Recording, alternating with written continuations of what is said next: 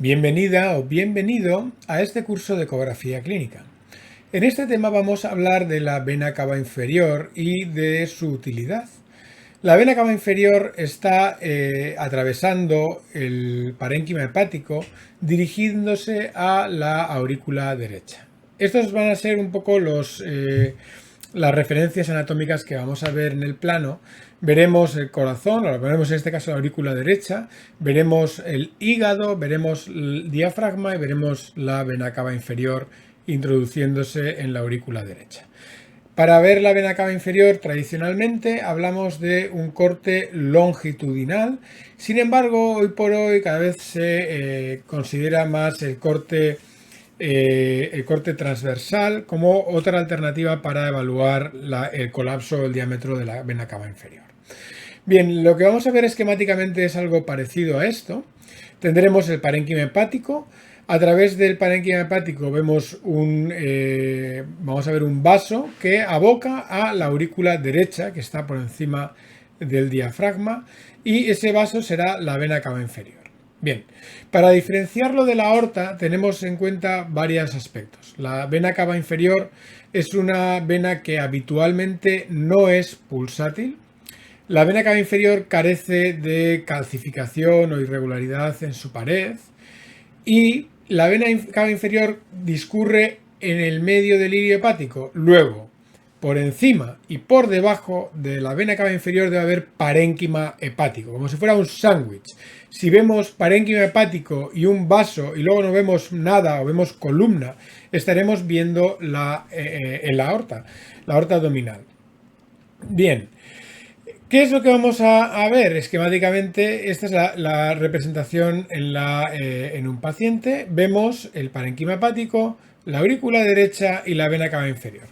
De la vena cava inferior nacen las venas suprahepáticas. Es decir, para asegurarnos de que estamos viendo el corte ideal, deberíamos de ver la vena suprahepática salir de la vena cava inferior. Además, es una referencia que nos ayuda también a medir en dónde tenemos que prestar atención para ver el colapso inspiratorio que ocurre en esta vena.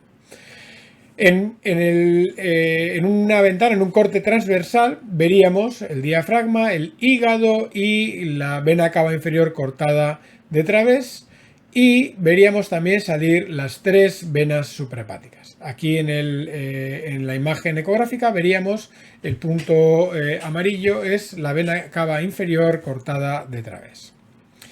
Bien, ¿qué es lo que queremos ver? La vena cava inferior es un vaso de capacitancia y está muy en relación con la aurícula derecha, donde podemos intentar estimar las presiones venosas centrales.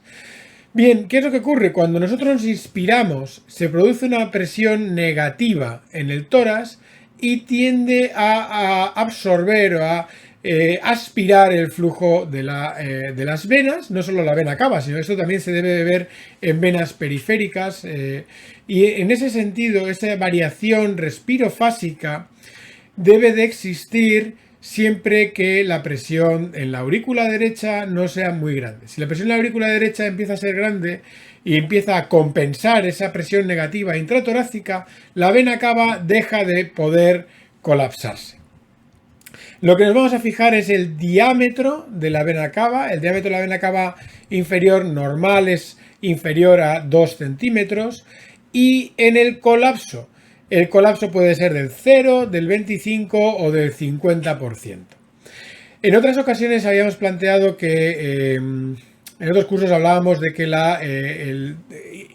podemos ver si el diámetro y ese colapso se relacionaban con las presiones venosas centrales, pero realmente yo creo que eso no es tan útil como ver si colapsa o no colapsa, si está dilatada o no está dilatada. Esos extremos probablemente sean más útiles a la hora de evaluar las presiones venosas o intuir las presiones venosas centrales que un número cuantitativo, porque no nos dice nada si la presión venosa es 5 o 10 o 0.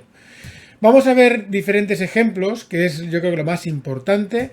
Aquí tendríamos una vena cava inferior de diámetro disminuido y con un colapso prácticamente completo. Las paredes prácticamente se tocan cuando el paciente inspira.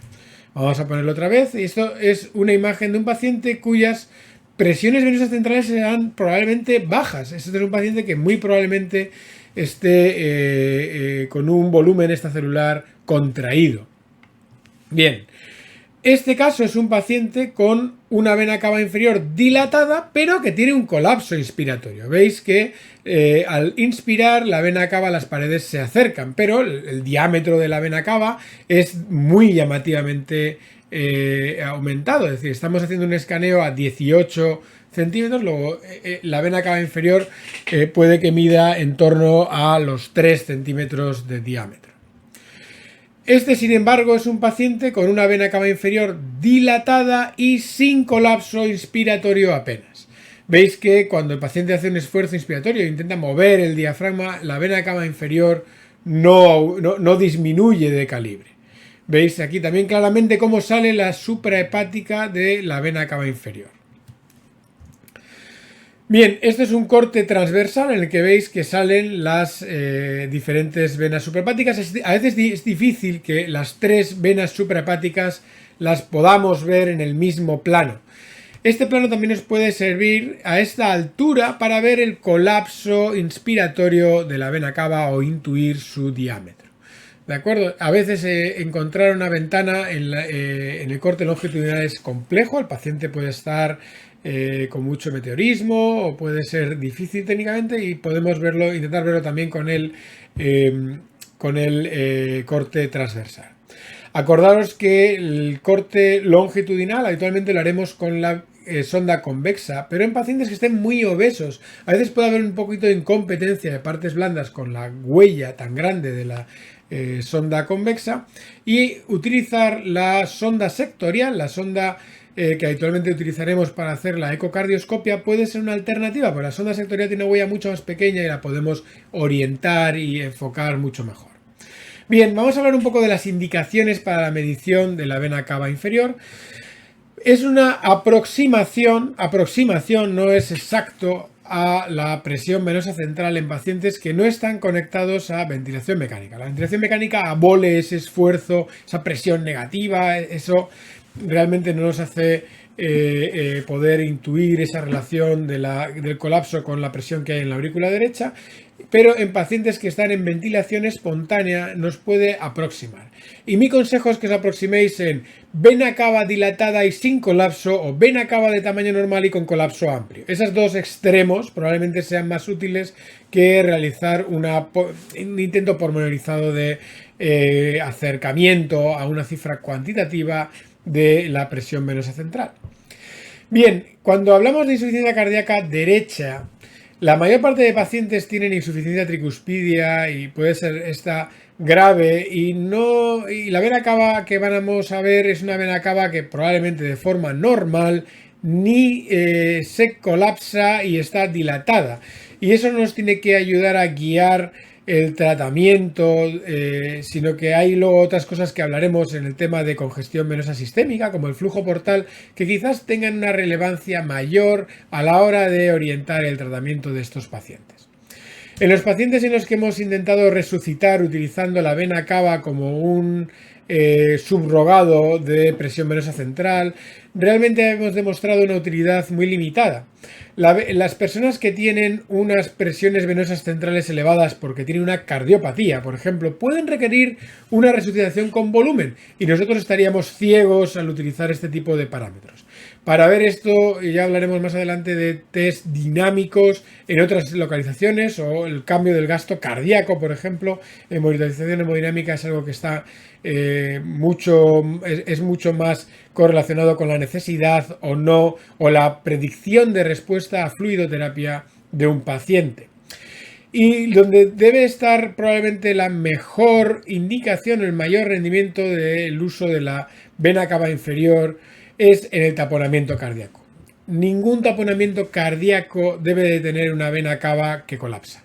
Por la fisiopatología del derrame del pericardio, del derrame pericárdico que produce un taponamiento, la vena cava inferior debe de abolirse ese colapso por el aumento de presión intrapericárdica. Una vena cava inferior con colapso tiene un valor predictivo negativo cercano al 100%. Y digo cercano porque existe un concepto experimental que es el taponamiento de bajo volumen, que es esa persona que está taponada a la que le hemos puesto diuréticos, y eso a veces puede producir un colapso de la vena cava. O sea que cuidado. En condiciones normales, cuando veamos un paciente que sospechemos un taponamiento, que no esté recibiendo dosis altas de diuréticos, una cava inferior con colapso debería de echarnos para atrás en nuestra idea, es decir, que es muy raro que un paciente con taponamiento tenga una vena cava inferior que colapse. Bien, esto es todo lo que queríamos hablar de la utilidad de la vena cava inferior y de cómo tener la imagen para poder evaluarla.